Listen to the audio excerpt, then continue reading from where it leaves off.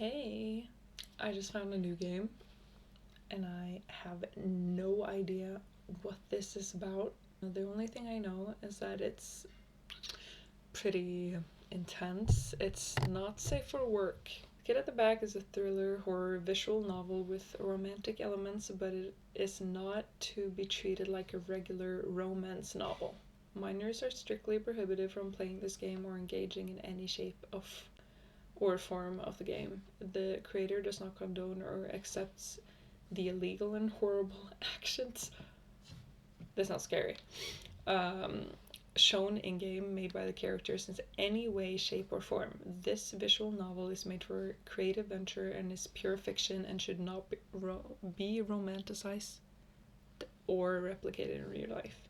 This game includes explicit and dark themes such as major character death to both the characters and the player, murder, sexual assault, non-consensual touching, sex, implied abuse, bullying, usage of firearms and weapons, guns, swords, sharp weapons, drugging, violence, and more.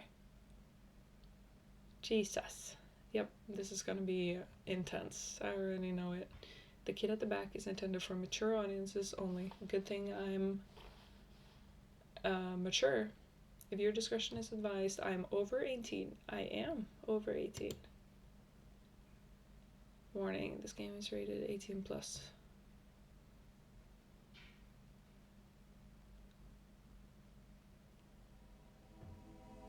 Ooh, then I guess I'll just start.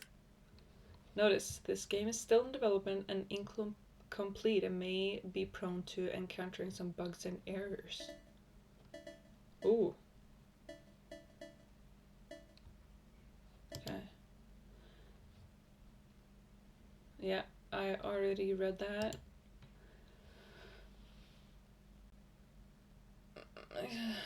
This game includes explicit and dark themes such as death, murder, sexual assault, non-consensual touching, implied abuse, and sexual themes that may be sensitive for some audiences. You may say, okay.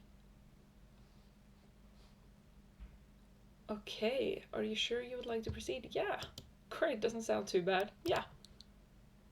It was many and many a year ago, in a kingdom by the sea, that a maiden there lived whom you may know by the name of Annabel Lee. Day 1, the beloved. Okay. Ooh. Professor, and class dismissed. By our next meeting, I need a full report on everyone's poem that they have chosen. I will not accept one paragraph. I need 2 whole pages filled with words. Everyone got that? The classroom broke into a series of "yes, professor," while some spared no time in packing their things, eager to be dismissed and disregarding the teacher altogether. Your literature teacher packs up her own things and exits the classroom. The moment your literature teacher left, the classroom broke into small groups as each student gathered up to meet with their respective cliques. Some engaged in conversation, while some spared no time in exiting the classroom. A yawn escaped your lips. You turned your head and observed the clouds outside. What is that? Oh.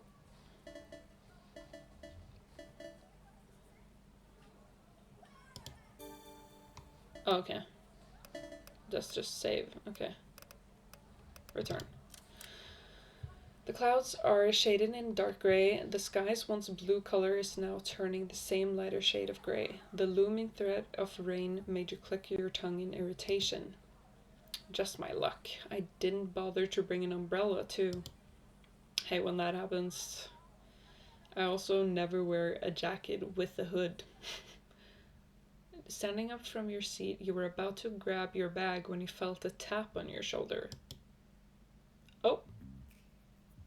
Oh. I love your hair and your nails. Oh, and your top. Turning around, you came face to face with cobalt blue eyes, her blonde hair shaped like swirls with its end dyed in blue and pink. complimenting her entire ensemble, even if it's just a white button-up that clearly looks too small for her. That's just what I said. No, I didn't say it, I just thought it. Hot pink jacket tied around her waist and the school's black skirt. That's the school skirt. They are short. I like it though. Her hand, which you assumed was the same one that tapped your shoulder, hung up in the air. She seemed unsure whether to continue or not, judging from the way her eyebrows furrowed downward while biting her glossed lower lip. She turned slightly, her head not fixed on you, but rather on whoever is behind her. You hear her whisper something under her breath before eventually composing herself and turning her focus solely on you. Now, hey, you're going to lunch with us, right? I mean, you should. I don't usually see you in the cafeteria often, so you must not be eating properly. Oh, she's so nice. She cares about my eating habits? We're gonna be friends. How can you keep up with classes looking like that? What do you mean? Am I too skinny? Excuse me? You took a step back, clenching the strap of your bag as you glare at the blonde woman before you. Who was this woman? Who does she think she is? Judging from the woman's expression, she finally came to realize the words that came out of her mouth. Brittany! A familiar voice interrupted the two of you. You turned your head to where the voice was, and there stood none other than your old friend. That's really insensitive of you. Imagine if someone else told you about how you look. Ooh. Oh, it's a man? I thought it was a woman. I shouldn't have assumed. But he looks good. His familiar orbs are of azure blue, nearly replicating lapis lazuli, and his chocolate brown hair tied loosely in a low braid. Oh, he's cute though.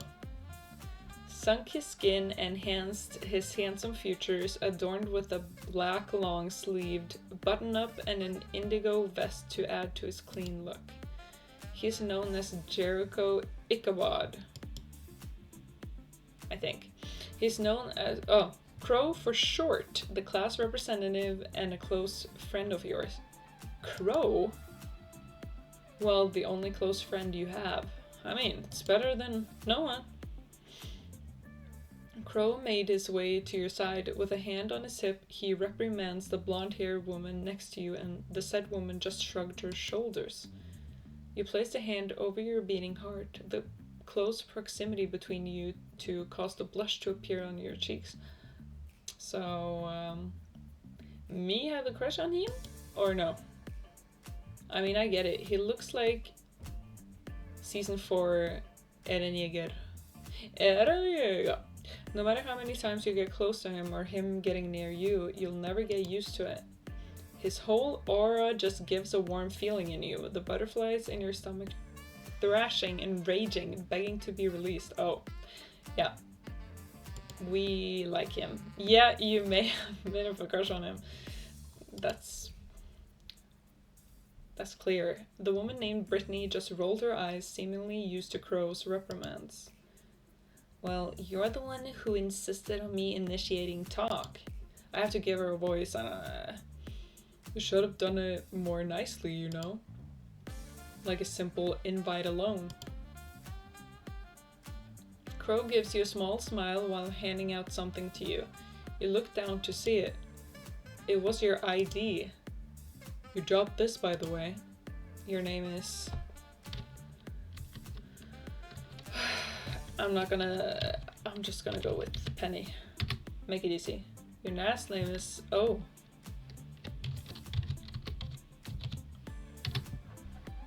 The ID shows my name, Penny Vatvet, along with my pronouns. Oh! She, her, hers. You stare at your own ID picture and see yourself more... neutral, feminine, masculine. I mean... use feminine terms and will be called a girl, a woman. Oh, this game, I love it so far. You looked at your ID picture, seeing a young woman and reading your name with your eyes. Name, Penny, vet du? Pronouns she, her. Yeah. Yes. Your fingers briefly brushed against this. You bit your lip, then muttered a small thank you before pocketing your school ID. Crowe gives you a close-eyed smile, returning with his own thank you, then turns his attention back towards Brittany. Following up behind Brittany are 3 more people. Oh! The tallest of the 3 is a sporty-looking man, clad in a green and yellow jersey with the number 10 settled in front. A jock. Oh, he's cute. They're all so attractive. His eyes are a bright green, the color that kind of reminds you of green apples. His skin a beautiful brown that nearly matches his curly hair, while a stubble is nestled on his chin, indicating his maturity. The second tallest is a man in a purple hoodie. His eyes are sharp and slanted, with long lashes adorned with teal-colored orbs underneath. Damn, they're all hot. His hair is straight and styled into a high cut, save for a short strand tied with a red ribbon and a low ponytail bound with the same shade of red behind him. He looks uninterested with what is going on around at the very moment. Oh, she's so cute. She looks like Velma. And the last but not the least is the shortest of the 3, maybe within the group as well. Oh yeah. Her skin pale, her face dotted with few freckles then and there as rectangular shaped frames shield away orange orbs. They have crazy colored eyes. Her hair is short and loose like waves. She wears a black button-up under an orange vest and a black skirt matching Brittany's. Oh, yeah, mama. Oh my god. Damn, Brit, you sure bad at socializing. Hey, Gio, seems like you have competition. The tall jock, clad in a yellow and green sports jersey, lets out a loud laugh, causing some students to turn to look at him. Brittany's face grew red from embarrassment. Gritting her teeth, she crossed her arms while tapping her foot on the ground. This only made the jock laugh even harder. Shut the fuck up, Daryl. You're causing a scene. Oh, they're swearing. Okay, good. Oh, I gotta bleep so much of this. I already know. Also, if you were me, you would have done it just as badly. That is in fact not true. I'm a lovable guy. Oh yeah? As the 2 argue, you turn your head toward the other tall male in a hoodie. Oh, he's a shy guy, so I'm gonna give him a shy guy voice. Sensing your gaze, he looks down at you, his hand still in his hoodie's pocket.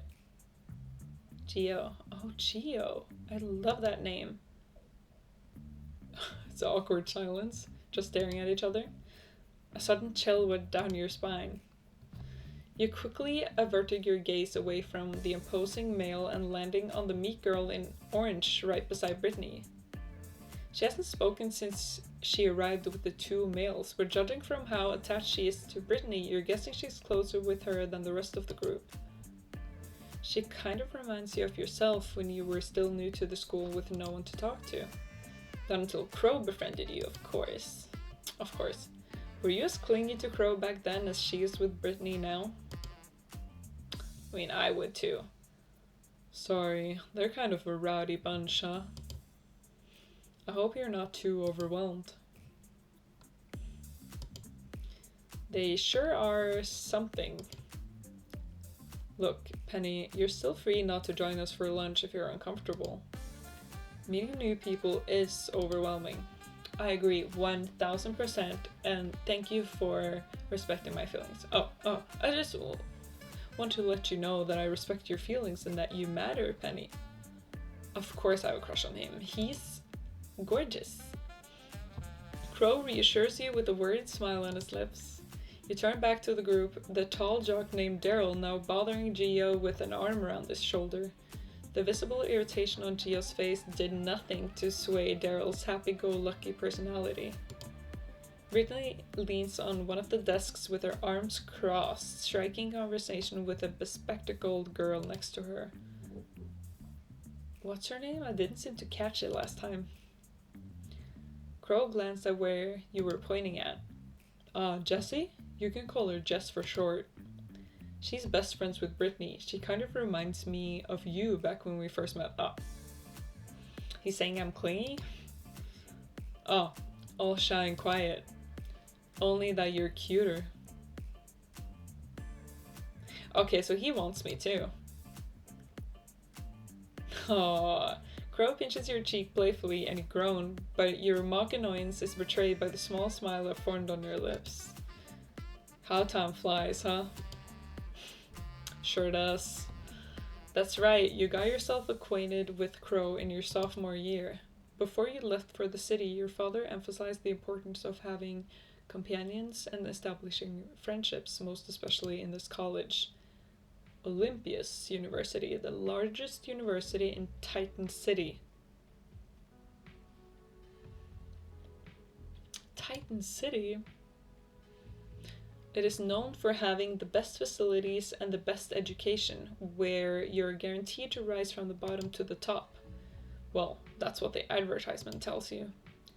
You tried getting to know people during your first year, but to no avail. No matter how much you tried to make friends, you just couldn't seem to bring yourself to talk to anyone, and to your dismay, no one seems to bother to even befriend you. Yeah, you kind of have to take initiative for that to happen. Sure, you would talk with a few classmates for projects, but nothing goes beyond that. As if they're scared of you. Am I scary? Or more like disgusted. You can never tell. The looks you've received have all been mixed signals, some bad, some out of pity. Because of... that is until Crowe came into the picture. Among everyone, Crowe was the sole person who approached you with the intention of friendship. You were wary of him at first. Why would someone want to befriend you out of nowhere? Your past experiences caused you suspicion. You've had a history with people who tried to earn your good graces because you were somehow beneficial to them. How beneficial? Am I rich? Am I pretty? Am I smart? What am I? You thought Crowe would be the same case, so you ignored him. But then he kept following you, trying to strike a conversation with you every now and then. You tried to dismiss him, ignoring his... That's why you got no friends. Yeah. You have to talk to people and let them in. You tried to dismiss him, ignoring his presence as usual, but Crowe was determined to break down your walls and kept insisting on tagging along until it annoyed you once. Just once. And you let him know? That is, until it happened on the last day of your first semester in your sophomore year. You fell victim to one of the school's biggest hidden flaws.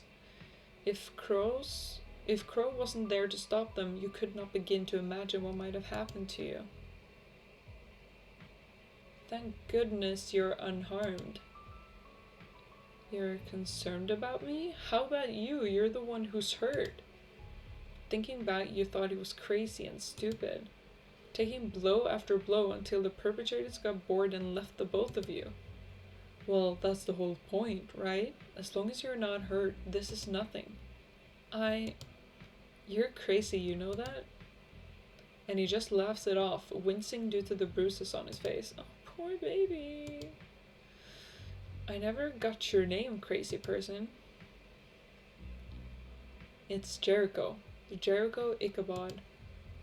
But just call me Crowe. Where does Crowe come from? Nice to meet you, Crowe. I'm Penny. You brought him to the clinic that day and became inseparable ever since. Right after that incident, Crowe promised to never get in fights again and continues to keep his word on it. Why did he get into a fight? You really owe it to him. He looks so different now. You look back up at Crowe, he tilts his head. Something on your mind, Penny? Nothing, just happy that you're my friend. And our only friend. Oh! He looked at you with raised eyebrows, probably surprised at how random your thoughts seem. You didn't say anything as he let your words sink in, and his usual gentle smile appeared on his face. Crowe inched closer to you, indicating that he feels the same way. Brittany must have taken notice. God damn, stop cock blocking me. Brittany must have taken notice of the amount of time wasted in talking and arguing as she turns to you one last time. We've talked a little bit too much. We'll end up not getting any seats if we keep this up. So are you coming with us or not? If I change up their voices, I'm sorry, I can't keep track. I'm really bad at keeping track of those things. I'll try. Caught up in your little daydream about the past, Brittany finally spoke up, catching your attention. You look back at Crowe, recalling his words. Don't force yourself to join if you're still uncomfortable. You then decided to go with them, go to the library, go somewhere else. I'm going with them. I need the social interactions. Brittany hummed a sound of context, of content before turning on her heel and heading towards the classroom exit, her three other friends following behind her. Crowe looks back at you by the door, waiting for you. Catching up, you raise your head to meet his azure orbs once more. Your heartbeat quickens within your ribcage in response. You two, stop hookling at each other and hurry up!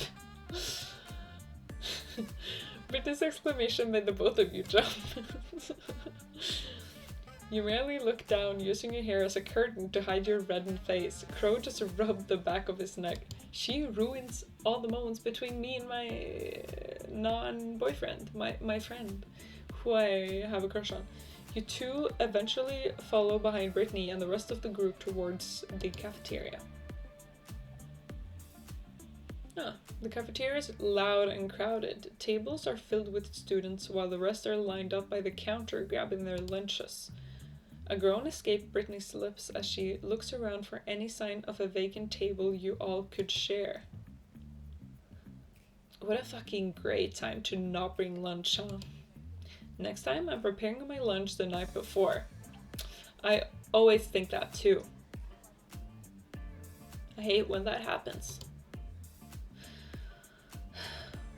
Oh, what's her voice gonna be? I think high-pitched, a little bit...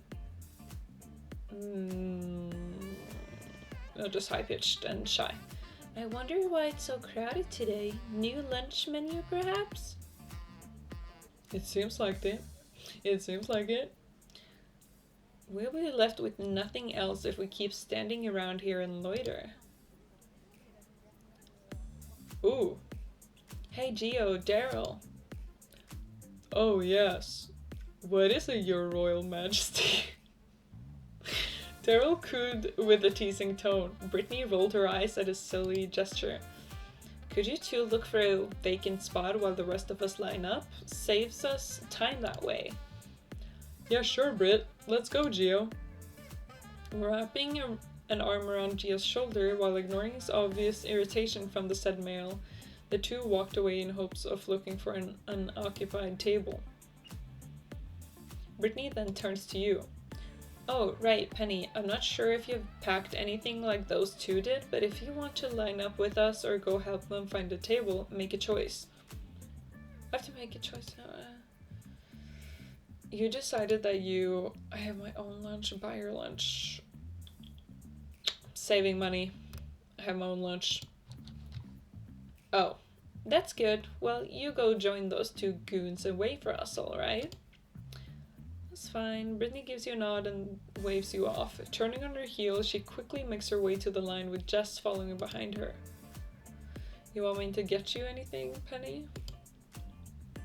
No, it's fine. You won't get anything for yourself if you keep idling by. Crowe's shoulders shook at your statement, letting out a soft and hearty chuckle as a smile made its way on his handsome features. He turns around, giving a wave, then follows behind the two girls, hoping to make it to the line with them. As for you, you made your way to where Gio and Daryl were. It seems that they have managed to find a vacant spot, as you saw them currently seated on a round table, merrily cleaning up after the group of students who previously occupied the space. Once seated, the two boys took out what seemed to be their individual packed lunches. Before Gio is a very intricate bento box. The contents aside, looks as expensive looking as its container, whereas Daryl only has 3 sandwiches he took out from his paper bag. Your food always looks so good, Gio. I bet they taste just as good too. Mind if I take one? No. No. No. No. What kind of voice? No. I don't know. Gio said with a flat tone, slapping the jock's hand away from his bento box. Daryl pouted, rubbing his hand before turning with his own sandwich. As you sat down across the two boys, Gio kept his eyes on you for quite a while. He wants me. Of course. His gaze unwavering as he chewed on his lunch. What's up with this guy sizing you up? Oh, he wants to fight. Okay, let's go. I'm ready. You and Gio stare at each other for a good and uncomfortable minute. Just as you were about to open your mouth to ask what this guy's deal is, Daryl's eyes went wide as he finally took notice of your presence at the table. Oh, right, Penny, correct? What did you bring for your lunch? What did you bring for lunch? I mean, if you don't mind sharing, that is. Sharing what food I have or sharing the food itself? Why not both? As long as you're willing to share. Unlike this guy over here. G only rolled his eyes when the jock nudged his shoulder. Don't bother with Daryl. He'll take your food even if you don't give him any. Hey now, I'm not that cruel. Say that to Brittany's lunch that you took yesterday. Jess was kind enough to give her lunch to compensate. I was hungry. Not my fault coach had to make me do 3 laps around the field. That's true, it's not his fault. While the two bicker on like children, it's like, I'm here too. You let out a small chuckle, eating the sandwich you took out from your own container. Maybe these guys aren't so bad as you thought they might be. Then, at the corner of your eye, you noticed Brittany's familiar wavy blonde hair making her way to your table. In tow is none other than Jess and Crowe, each with their own trays of food. Move your ass aside, Daryl. I'm sitting here.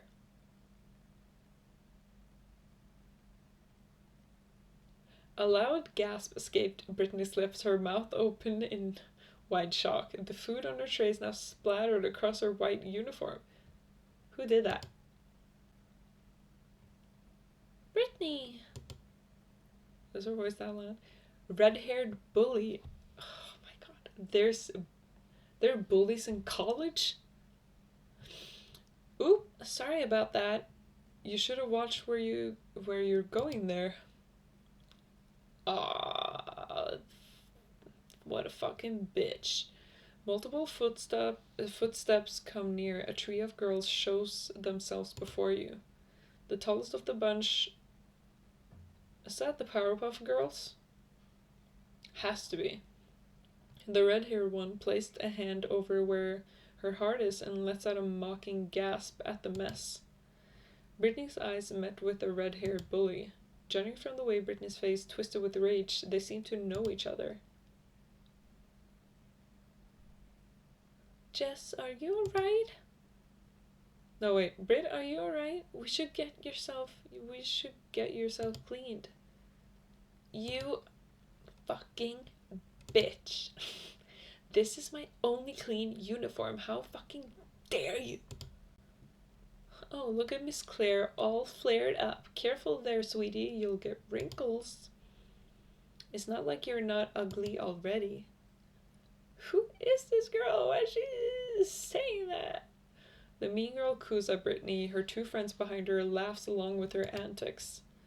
You got a bad feeling about this. Who even bullies? Like, what kind of low life wastes their time on that stuff? It doesn't occur to me how that is even, especially in college. Like, grow up. The entire cafeteria breaks in a few murmurs and whispers, their attention now fixated on the group of girls. Some stopped eating while some took out their phones, of course. Of course, ready to film whatever happens next. Yep. Crow tried to come in between them to stop the fight, but he wasn't fast enough.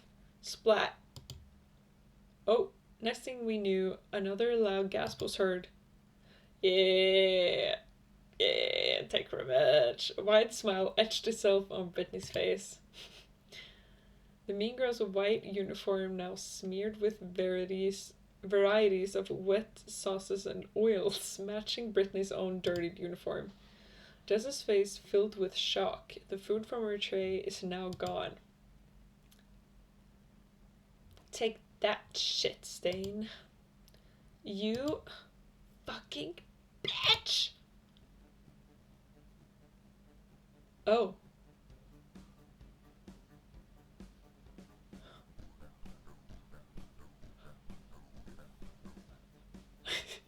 Yeah, it's picking up now. Food fight. The moment Daryl howled those words, the cafeteria went into hectic frenzy. How? These people are 20 years old. What are they doing? Food and drinks started flying across the area as each student started tossing whatever they get their hands on. Are those trays? Oh no, someone's. Are they metal trays?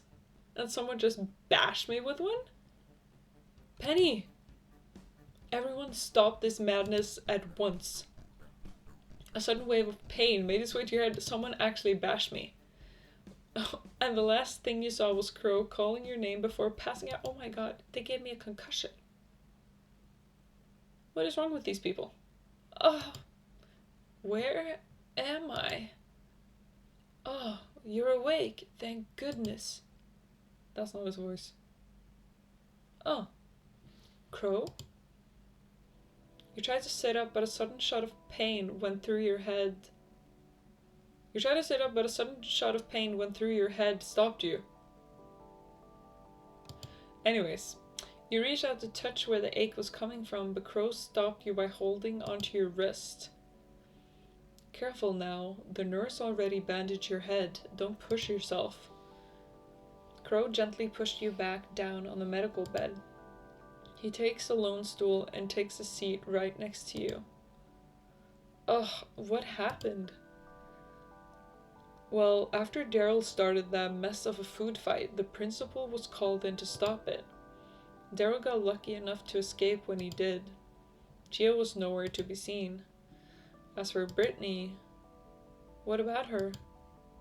Well, Jess helped her out to grab a new uniform from the principal's office.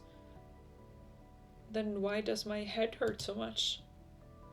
Someone somehow threw a tray and you were unfortunate enough to get hit by it. Who the fuck did that? Thankfully, I got you out of there before things got ugly. Oh, thanks, Crow. I owe you one. Oh, it's so cute. I'm always there for you, Penny. Never forget that. Anyway, it's around 1:45 in the afternoon right now. I should probably head out to my next class. Oh, you're leaving me? I mean, it's understandable. You should stay here until the nurse gets back. You'll be alright alone here, right? You wanted to say no, but stopped yourself before you could. Yes, you can go ahead. You sure? Yes, I'll be fine, Crow. You've done enough for me today. You gave him a small smile, but he did not return it. Oh, he wanted me to ask him to stay? Crow squeezes your hand, quite hesitant to let you go. Yeah. Eventually, he loosened his grip. He stands up from his chair and walks towards the exit. But before he could leave, he turned around and gave you one last smile, eventually closing the door and going out of the infirmary. You groaned and laid back down on the bed, feeling the bandage on your head. At least the pain is slowly dying a bit. Hope it didn't leave a mark on my head. You're guessing you came face to face with the edges of one of the metallic trays. Since when did trays hurt that much? Then again, there were athletes in the area, Daryl being one of them. Yeah. Okay, just then you heard the door opening, the nurse's voice echoing through the room as the clicking of her heels got louder as she drew closer.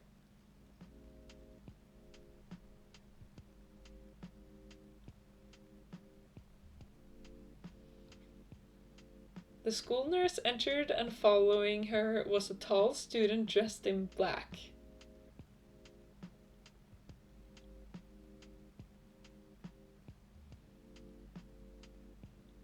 That's my type right there. I was waiting. I like Crowe. No, I like Crowe. But this man, he seems to be holding onto his left hand. Yep, you can see the red streak of blood overflowing. That looks bad. Yeah, he sure had it worse than me. I mean, it depends. It's my head. I could have a serious concussion. I wonder what happened. You should be thankful you didn't cut a vein. How were they able to get past with that pocket knife in the first place? This school is an American school, so I get it. But what's next? School shooting? What the hell? That's crazy. The nurse sighed. It seemed like she got her hands full with another student. The fight was pretty intense. The latter, however, didn't say anything as he let out a small hiss when the nurse dabbed some disinfectant on his wound. You sat up slowly, careful to not hit your head on anything else before stealing a glance at the student and the nurse. Your eyes meet with reddish-orange ones. Your heart races as you feel your heartbeat quicken. What an unusual color. I mean, yeah, they remind me of the setting sun. Oh, that's so true. They do. The nurse finished up wrapping around his wound, a blotch of red slowly seeping out and staining the once white bandage. However, his gaze is still fixated on you. You like what you see? The nurse follows his line of sight and finally takes notice of your conscious figure. Ah, you're finally awake, Miss Vatvet. She approaches you with a bottle of painkillers she took from one of the transparent cabinets on the walls before handing a pill to you. How are you feeling, dear? Does your head still hurt?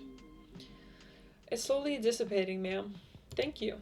She hands you the pill and you take it down your throat. Okay. You're free to stay here for a while longer, Miss Vatvet, but you need to return to your class as soon as you're feeling better. Okay. You give the nurse a nod. She in return hums in approval before going back to the taller male in black. As for you, Mr. Brugmansia, if ever your bandage gets dirty throughout the day, don't hesitate to come back here and I'll reapply it with a new roll. The taller male hummed. He turns on his heel and made his way towards the exit door before pausing. I'll return... Oh, which one am I gonna give him? I'll return to my class now. Thanks for patching me up, nurse. The tall student gives you one last look with his fiery red eyes before making his exit with a click of the door. No, don't leave! Why are they all leaving me? Can't you see I'm concussed?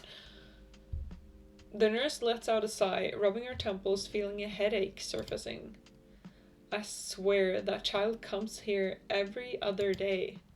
Him? Oh, you're not classmates with Brugmansia? Odd, I thought he might know you from the way he was looking at you. No, I haven't seen him around. More like you never bothered to look who's around you since no one would even bother to spare a glance at you. Well, either way, don't get in too much trouble like him, alright? That raises a question in your head. Just how bad were the guy's injuries that he comes to the nurse's office almost every other day? It kind of explains why she's been sighing hard ever since she brought the tall male into her office. Yeah, what does he get up to? Self-injury or fights? With an injury as bad as a near stab wound on the palm, you could only take a wild guess. And as much as you are curious to know what transpired, you're nearly late for your next class. Eyeing the clock on top of the doorframe, you get out of the medical bed. You thank the nurse and made your way out of her office.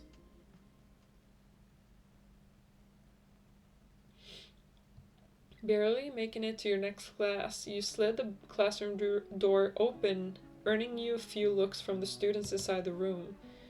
Turning to the podium, you exhale a breath you didn't realize you were holding when you realized that your teacher was still absent. Fixing your composure, you scan the room. A few easels and shelves filled with brushes and bottles stained with acrylic paint guaranteed that you made it to the right class. You make your way to your seat. Once settled down, you groaned, placing your elbows on the desk and resting your chin on top of your hands, waiting patiently for your professor's arrival. Though you couldn't help but notice the feeling of someone staring at you. You shook it off, thinking that it must have been the lack of sleep. Just look around once in a while, or life just passes by. You look out of the window. Yeah. Or maybe it's the cold weather. Hearing the classroom door open, your art professor makes his way inside, his large round belly standing out, round spectacles sitting on top of his nose, and a stereotypical brown beret on his head. Well, this is art, yeah. He greets the class before starting his lecture. Art exhibit project featuring various eras of art as part of our thesis. This time we're tasked with expressionism. Remember, this is all part of your paper, and not to mention making a name for yourself, of course.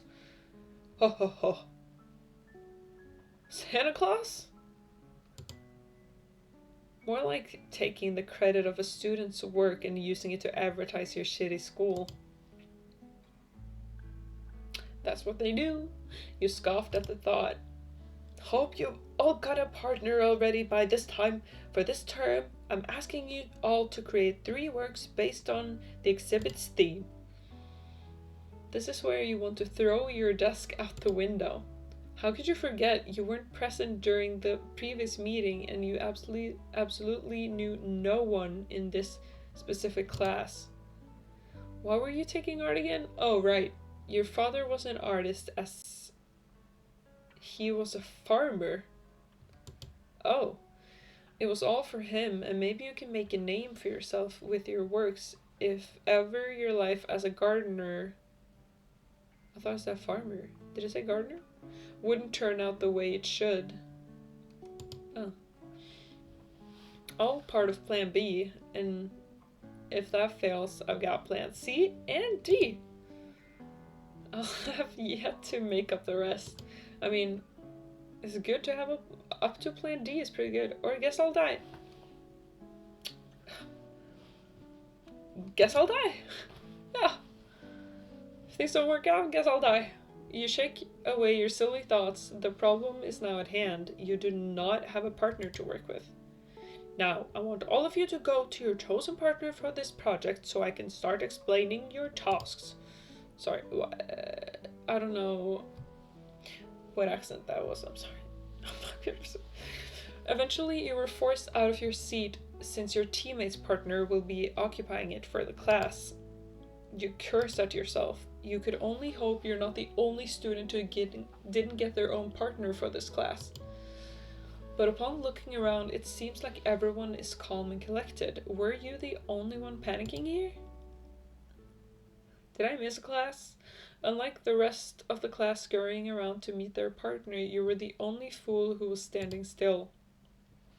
Note on the only one standing, because from the corner of the classroom there's a single student not bothering to stand up from their seat. Their seatmate had left to pair with someone else, leaving a vacant spot. It's that guy in the clinic! The hot emo guy? I never knew he's in the same class as me. Is he not going to bother with his partner? Unless... Hey there!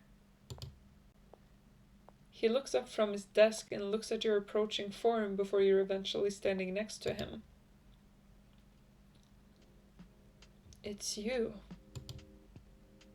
Seems like you're a bit lost there. Do you have a partner?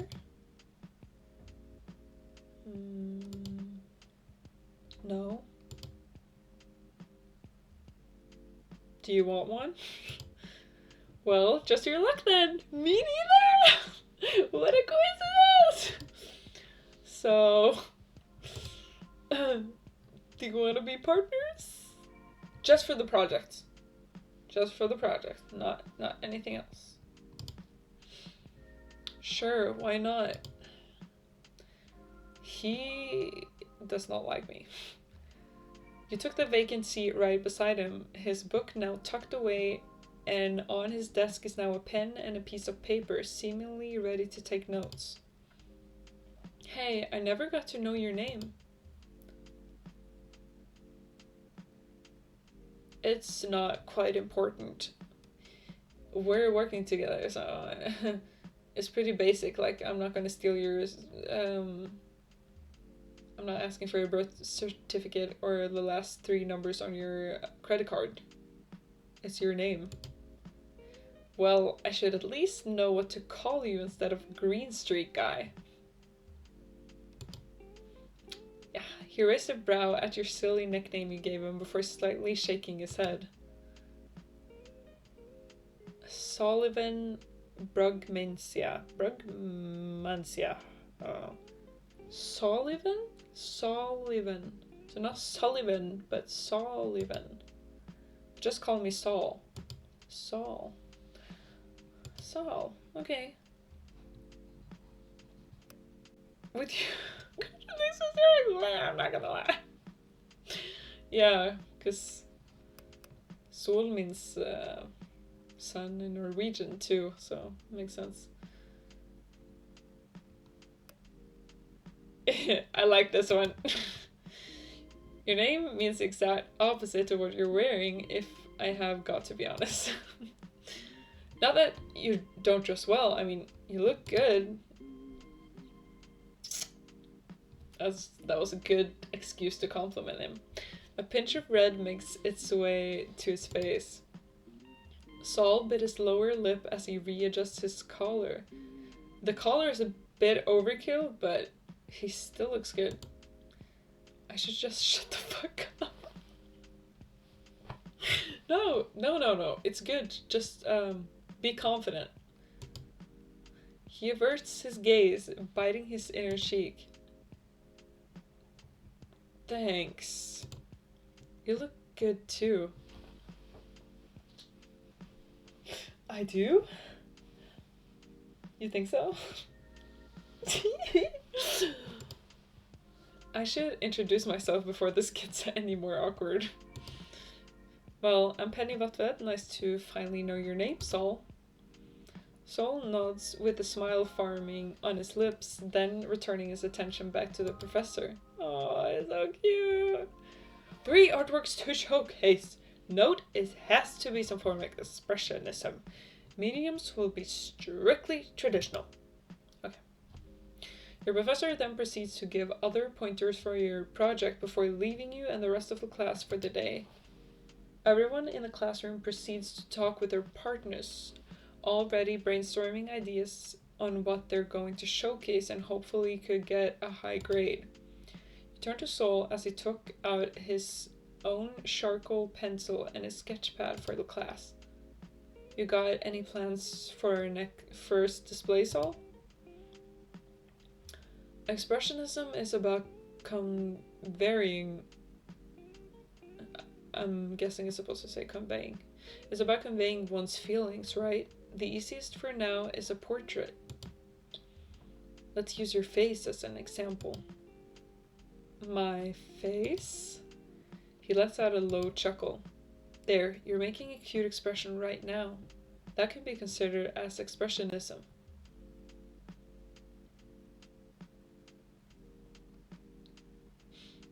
I like him. Huh? Oh, but I have this bandage on my face. Wouldn't that hinder the process? No, it just adds to the look, you know. You recall the events that happened back in the cafeteria. I can simply ignore it. Or make something better out of it. Trust the process. He seems like he already has an idea on what to do. And judging from the half-filled sketchbook of his, he's quite familiar with the concept of art. Me, however, I'm not that good at art. I'm gonna put my own interests in the game. I'm gonna play as myself. I'm sure you're fine. Everyone starts somewhere. Plus, I can't really judge you since I haven't seen your work before. Along with this damned injury on my hand. Oh, poor baby. Oh, right. Let's not stress that hand anymore. Is this...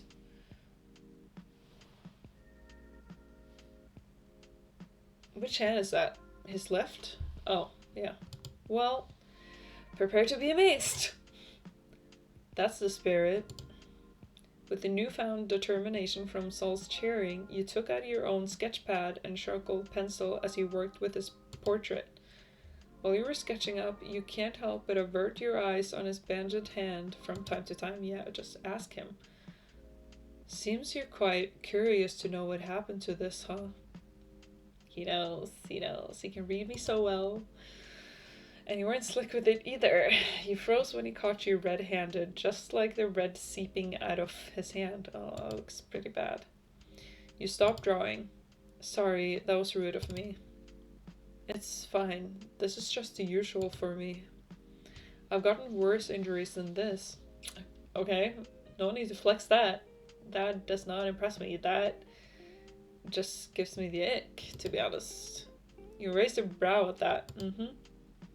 Not the worst? If you don't mind me asking, what happened? He paused and averted his eyes, but opened up to speak. Nothing much. Was minding my own business, got assaulted. Yeah, just as you do. Just walking around the street, you just get assaulted. Had to defend myself. I mean, yeah, he talked as if it's another normal Monday for him. Your eyes furrowed, he noticed and just chuckled. Oh, his smile is so cute. No need to worry about me. All that matters is that I'm still here. You didn't say anything, however, continuing on with the drawing, your movement slow and now refusing to look at his injured hand. This school is way more fucked up than I thought it would be. So, yeah, I already said that. The sound of the school bell rang across the classroom and through the hallway. You quickly made a few more lines on your portrait before giving up. You closed your pad and proceeded to shove it inside your backpack, earning you a confused look on your partner's face. Not even going to show me what you've made? It's not done yet. That never bothered me. Can I see it? Wait! Huh? How about a small deal? I'll show it to you once I'm done with the portrait, and you still need to draw me once your injury gets better. Sounds like a plan? You say with a wide grin on your face, trying your best to convince the male.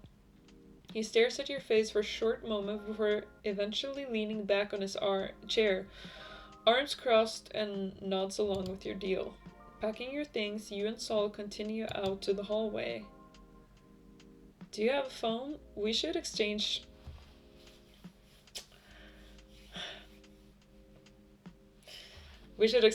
numbers and update each other so we can do the next 2 more tasks. Sol then takes out his own phone and asks for your number. You recite it out as he inputted in on his phone. Let me try to send you a message. He thinks I gave him the wrong number when I asked him.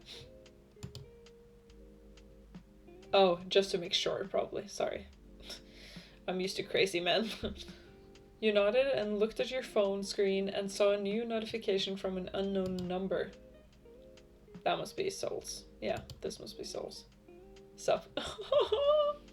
His phone icon is so cute. Sup? You type so differently from how you look. Are we texting while we're standing there? Yeah, from the corner of your eye, you see Sol's eyebrow raised at your text. What's that supposed to mean? Nothing. You chuckled. He rolled his eyes. Your stare lingers on Sol's face. A smile is embedded on his handsome features while he looks at the block of text on his phone. You bite the bottom of your lip as you recall the events that happened today. Mostly meeting new people. First formally meeting Crowe's group and now meeting Sol. Oh, this sounds so romantic. Is this gonna be like a love triangle thing because of Crowe and Sol? I mean, I can take them both. Not in a fight. Anyways, back then you struggled to form friends throughout college that you were convinced you would be graduating without making a single connection, which would undoubtedly disappoint your father, and you were ready for it. You thought to yourself, these are odd people, eccentrics at most. All misunderstood people, all human, all the same. Oh, this is so deep, I love it. A sudden wave of determination washed over you. With a hand on your chest, you stare into Sol's orbs, making him tilt his head slightly. Why would you say that? Sol, I want to be friends with you. That shouldn't be a question. I mean, it shouldn't be a statement. That would just come naturally, because you already have each other's numbers. You don't need to say that. That's so weird of me to say that. I'm sorry. I can sense that people tend to misunderstand you and your overall personality. Oh. Sol is quiet, but his gaze remains on you with a lingering curiosity. But let me be different. I want to know you. I want to understand you, Sol. This is going way too fast. I would be scared if someone said that to me after, just talking in class. If you let me. He blinked once, then twice, then a chuckle. He puts a large hand on top of your head, then ruffles your hair. Okay, that's pretty cute. Alright then, let's mark today as the start of our wonderful friendship, Pennymatvet. You playfully pushed his hand off of your head and nudged him on the shoulder. He lets out a small laugh at your poor attempt. As to you too, Sullivan Bergmensia. Just Sol is fine, Penny. Well, I need to get going. See you tomorrow? Huh? Oh, of course. See you tomorrow, Penny. Aww. Giving Sol a wave of goodbye, you make your way towards the school's exit. ... Huh?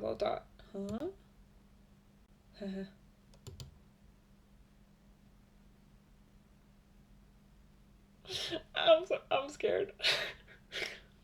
My darling. My sweet darling Penny.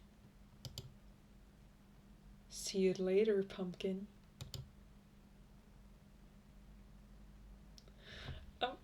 Every time the music stops, I get scared.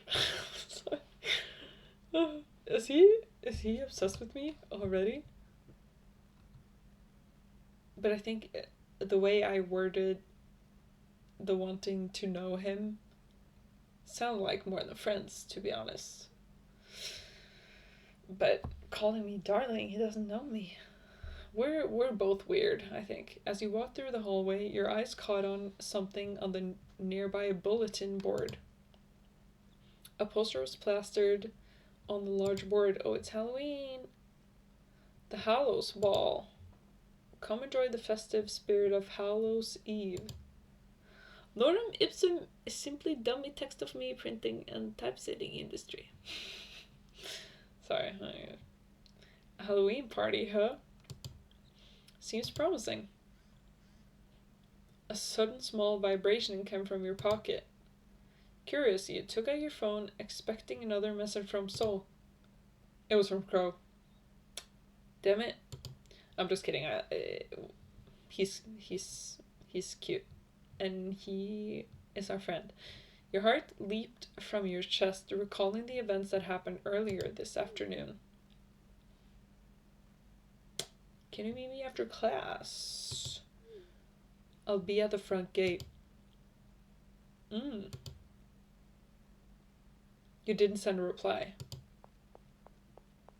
Oh, turning off your phone, you quickly made haste to the exit. You approached the school's gate, keeping an eye out for your friend. Sure enough, there stood Crowe in all his glory, postured straight with his arms held behind his back, his bag neatly placed on the floor, and his foot tapping on the concrete floor nervously. You yourself were growing nervous with each step you took as you drew closer and closer to him. Oh, his eyes are so pretty.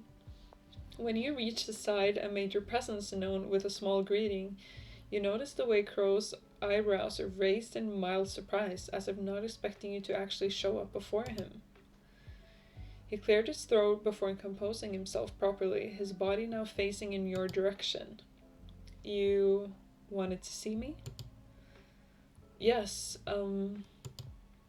Lifting his bag from the floor, he slings a strap over his shoulder and offers his hand for you to take. I'd like to take you somewhere. It's a bit near the park. I lead if you let me. Take his hand, take his arm. I'll take his arm, I think. Oh, he had an outstretched arm. Oh no. I'm sorry. You didn't take his outstretched hand, but rather boldly wrapped your arm around his, earning a look of surprise from his azure eyes. He did not question you on the matter, but a wide smile made its way to his features, while a slight blush dusted his cheeks. Aww. He holds onto your arm tight and leads the both of you away from the school grounds. Oh. By the time you and Crowe made it to the park, it was already sundown, and stars slowly started painting the sky.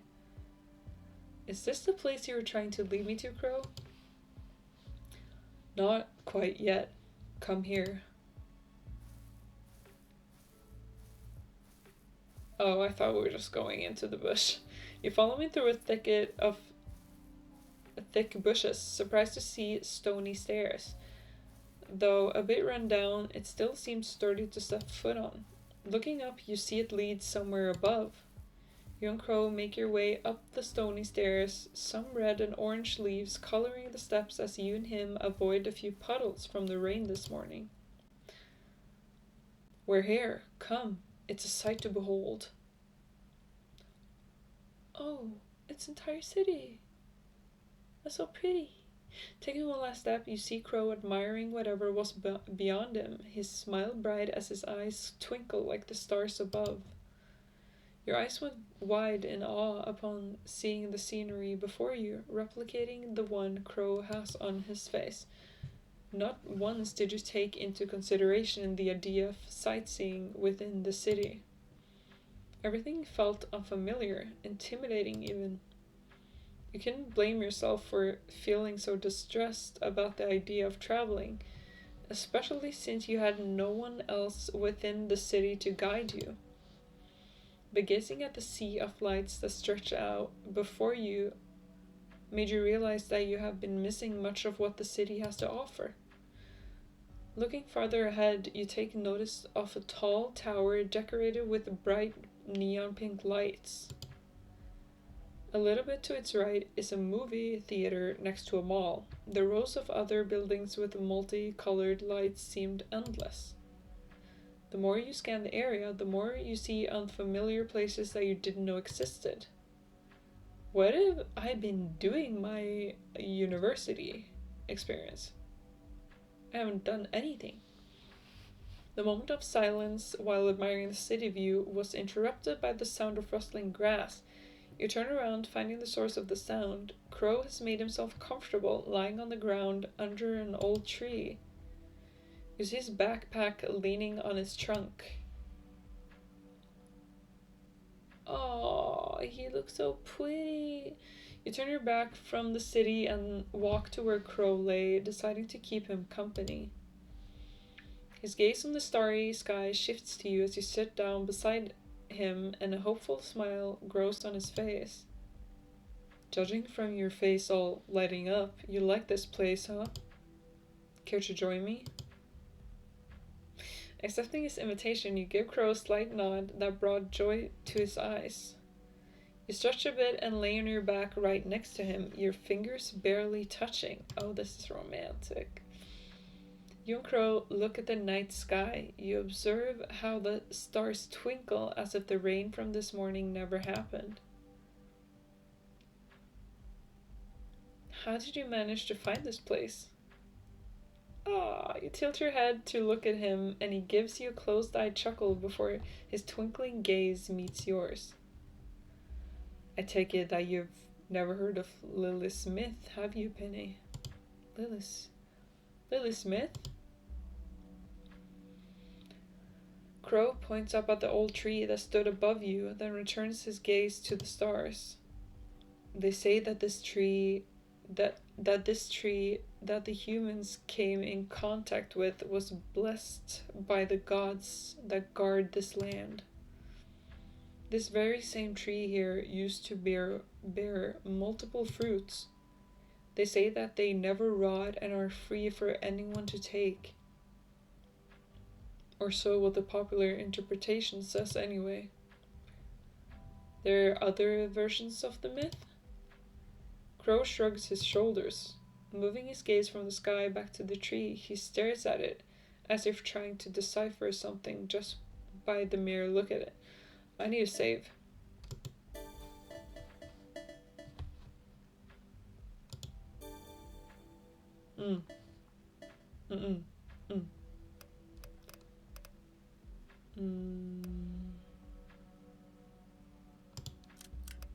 Oh, return.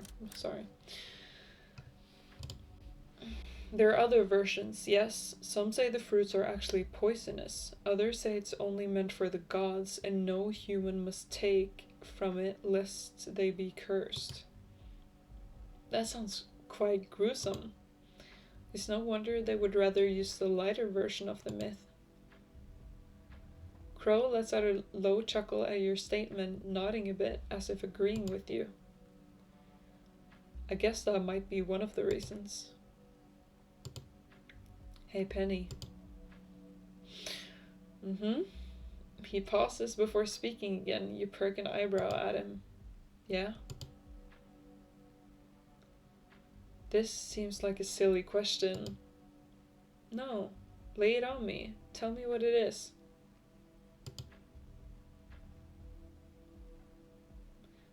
Do you believe in gods?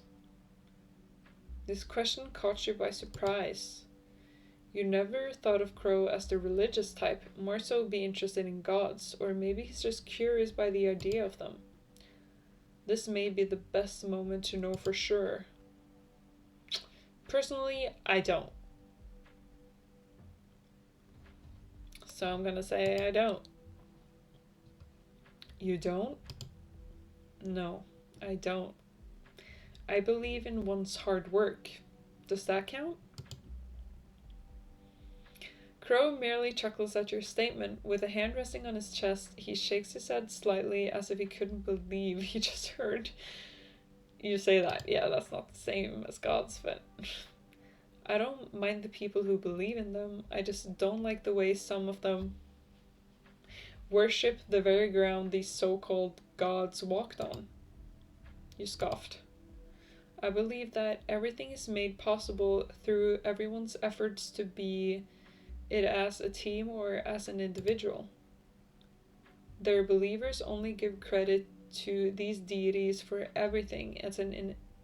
And it's an insult to the forgotten people who sacrifice themselves to make things happen. That's so true. So true. You recalled the townsfolk who endlessly praised and worshipped your patron deity for the bountiful harvest you and your family broke sweat and tears for. You watched as the efforts of your labor were all thrown to some invisible being which, as far as you knew, returned nothing but calamities, one after the other. 'Twas only a miracle that you, your father, and the damn farmland are still standing and your crop still thriving even after so much damage. Crow notices the way your brows furrow. He says nothing, but the look in his eyes tell you that he shares your sentiments wholeheartedly. This is why we're two peas in the same pod. How about you? Do you believe in gods? You turn to Crow, repeating the same question he asked you earlier. He scans your face, your eyes, your nose, then your lips. Uh-huh. His lingering gaze made you shrink back, your heart fluttering slightly. Crow seems to realize something to himself as he returns his attention to the stars above, sighing. I don't. This surprises you, and Crow laughs at your visible shock and confusion. What, you didn't think I'd be a non-believer? If I have to be honest, no. Why so? You kind of dress like a priest. He does, though. He does. Huh? Crow's eyes grew wide as he broke out into one of the loudest laughs you've ever heard from him. He laughed so hard that he had to clench his stomach and wipe at the tear-stained corners of his eyes. He was still chuckling when he unbuttons the first two studs of his black polo, revealing more of his collarbone to you. Okay. Whore? Just kidding. That's hot. You quickly avert your eyes, finding the tree's leaves to be very interesting at this moment as you feel a familiar heat rush to your cheeks. How's that? Less formal? For fuck's sake, Ichabod. It feels like I'm seeing a Victorian woman's ankles for the first time.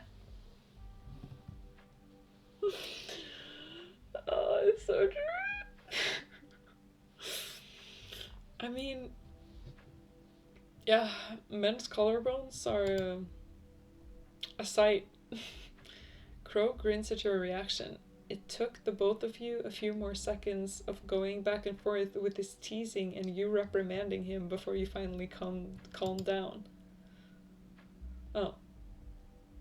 The next few moments were spent with you pointing at the stars and Crow teaching you the constellations with a gentle whisper-like voice. You both fell silent, basking in the peace of the night. As the silence prolonged, Crow fell deep in thought. About today, Penny, and about the guys. So we're moving to this conversation next, huh?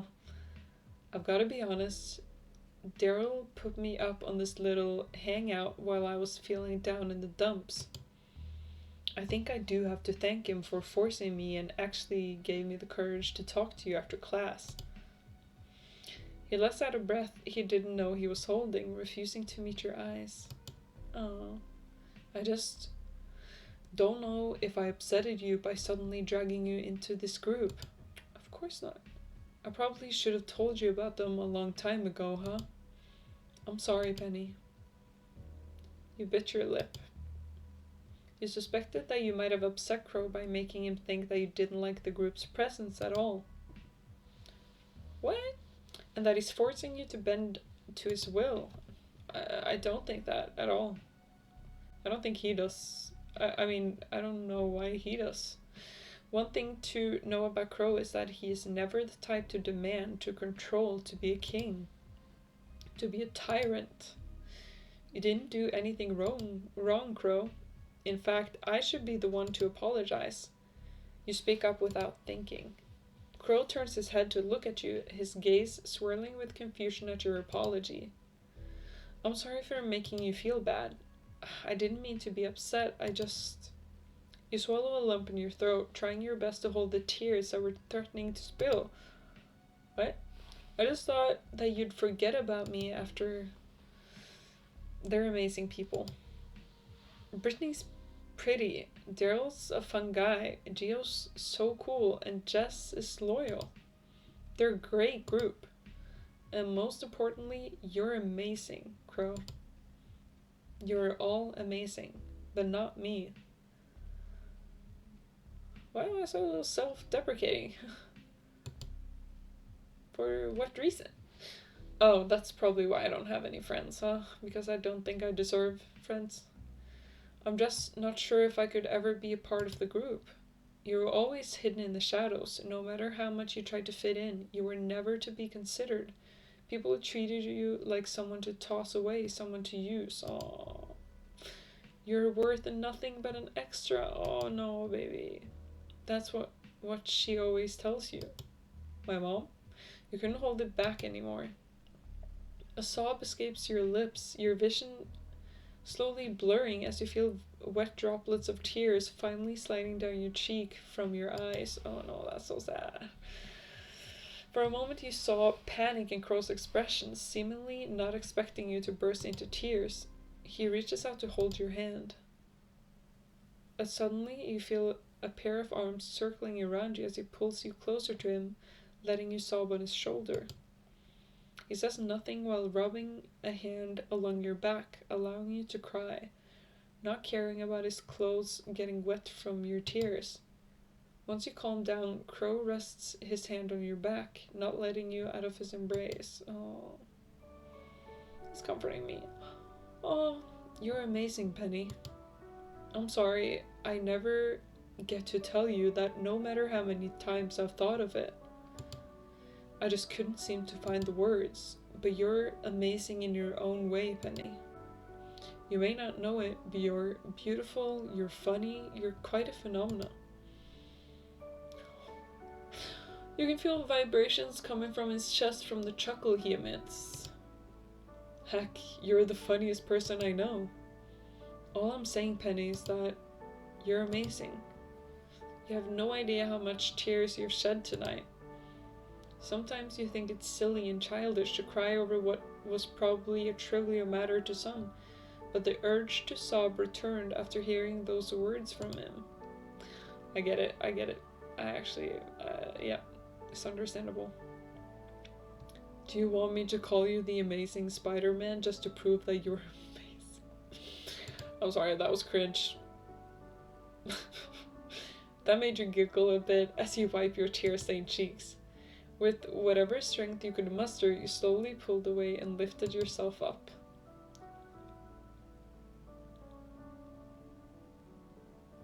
Whoa, he's so pretty. You sit yourself up, hovering over Crowe, and there you see the very same man that made you cry while literally doing nothing. His braid came loose, you didn't know when, but his hair pooled around his head. Crowe stares up at you with serene eyes, remaining silent as a gentle smile plastered on his face. There was nothing but the moon illuminating his tender features, yet to your vision he seems to glow. He is absolutely beautiful. Hell yeah. Oh, how you wish you could blame everything on him. If you could, you'd tell him that he's the reason for all the unnecessary feelings swelling in your chest. You tell him exactly how good and bad it all feels, the heartaches and butterflies fluttering about your stomach. You want to blame him, but you can't.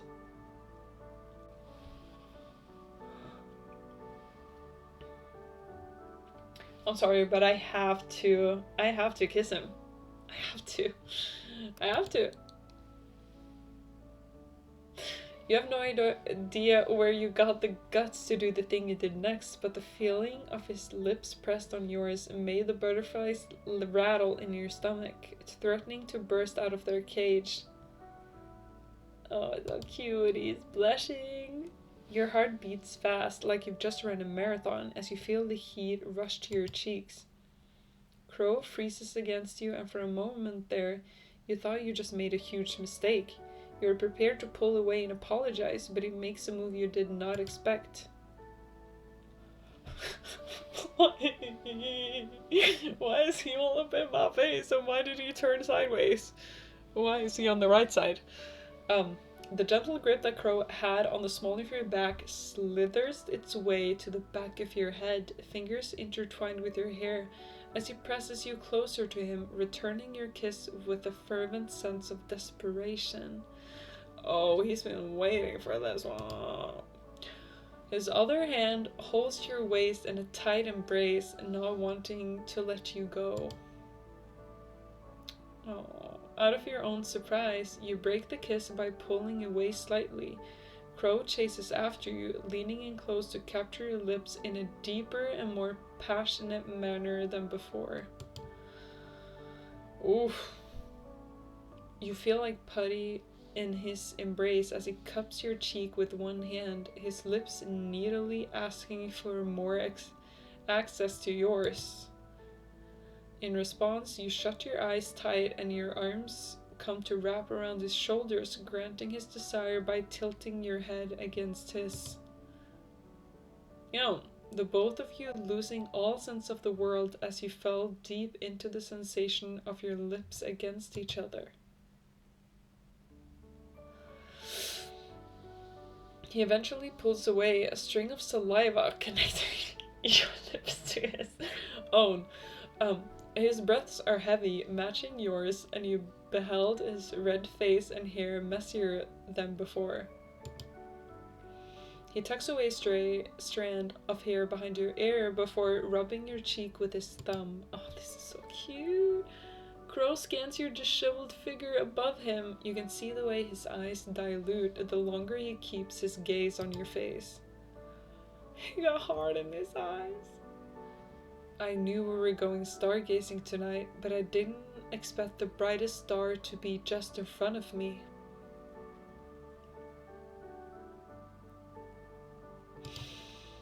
Wow. You giggle at his cheesy pickup line. Yeah, that's pretty. God.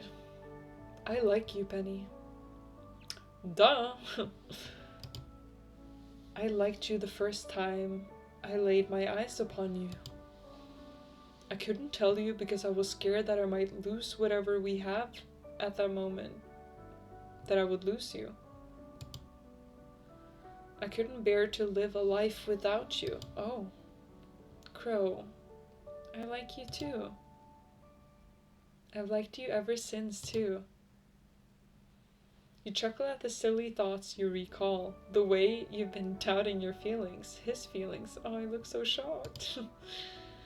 His eyes grow wide, jaw falling slack as he tries to comprehend the words that came out of your lips. He blinks once, twice, before a smile as bright as the stars above appears on his face. Oh, it's so cute. Is this a dream? I hope not. If I'm in a dream, please tell the sleeping me to never wake up.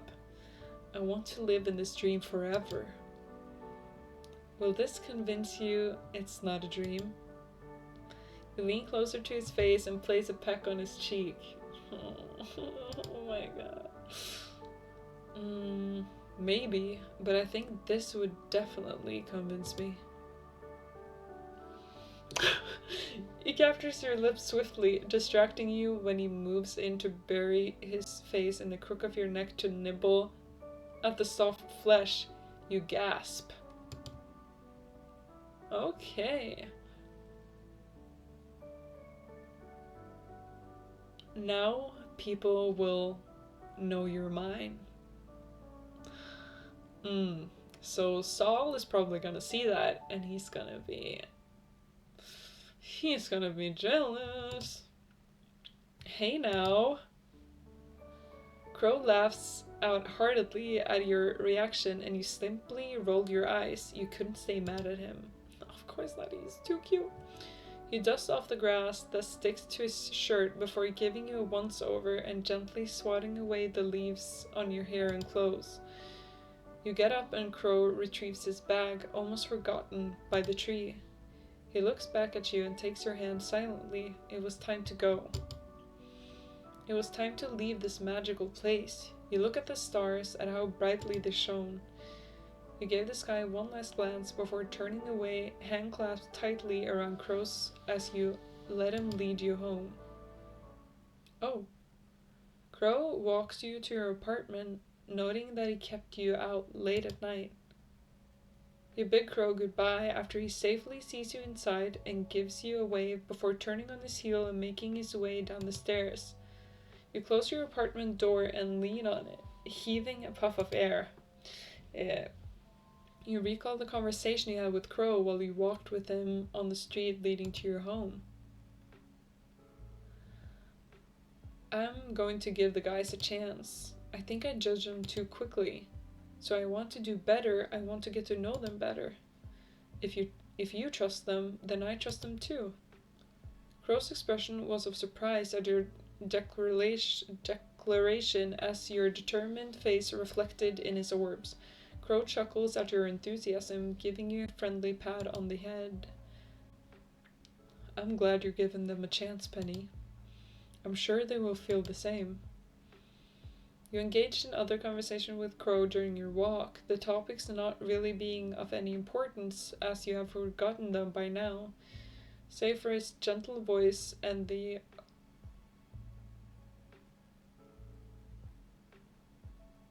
occasional fond glances he stole at you. Time with Crow seemed to pass by so quickly. You arrived at your apartment complex before you knew it. You make your way to the living room and you throw your school bag to a random corner, immediately plopping down on your sofa as you turn on the small television. Nothing interesting is going on, save for some food commercials and movie trailers. That pizza looks good. Maybe I should order something. Reaching to your pockets and taking out your phone, you were about to dial the numbers on the television when a new notification bubble popped on your notification bar. It's from a group chat you've never seen before. After scrutinizing it, you realize that it was Crow who added you in. It was a group chat with the rest of his friends. Oh, nice. You open it.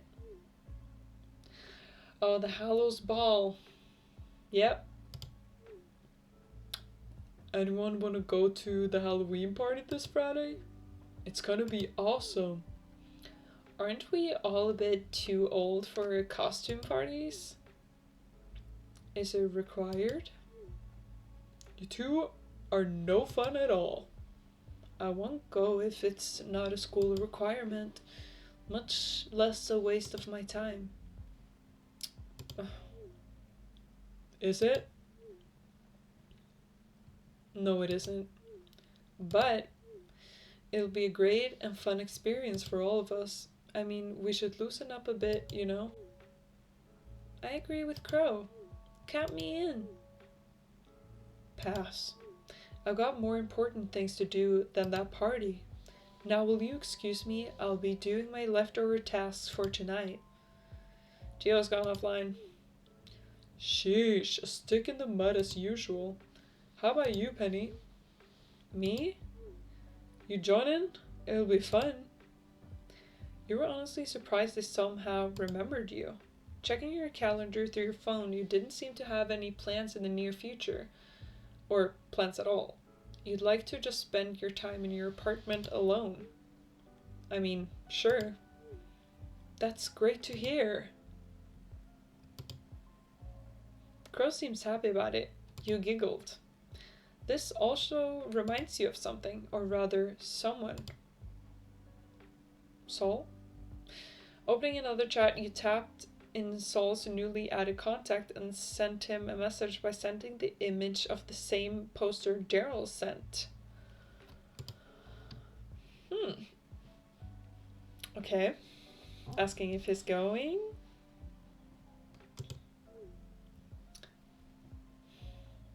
A Halloween party hosted by the school? Yeah. I'm not quite into parties. Oh. Oh well, that's alright. Just asking, that's all. Sol is tapping. Wait. Yeah. If you're coming, then I'm coming as well. Really? Really.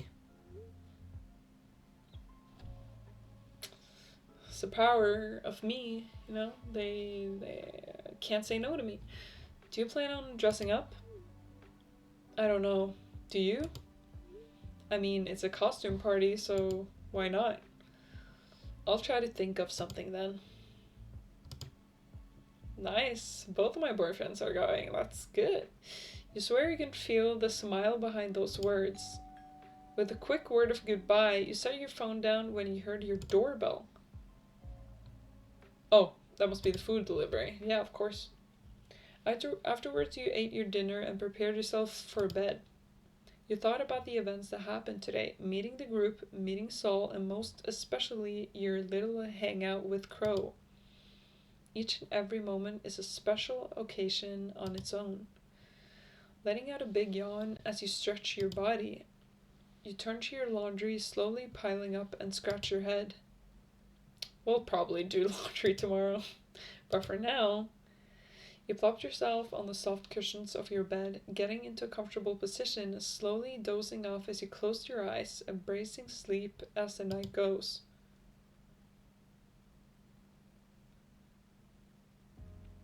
As this maiden, she lived with no other thought than to love and be loved by me, the one who loves. I was a child, she was a child, in this kingdom by the sea. Oh. Okay, so that's day one. Done. I think I'm gonna edit there. I'm gonna continue day two tomorrow. But thank you so much for watching. I really like this game so far. I can't wait to see how it progresses. This seems like this is just, you know, the building, getting to know the characters, and it's still safe, PG, some cursing, but not too much other than that. So I'm so excited to see how this progresses.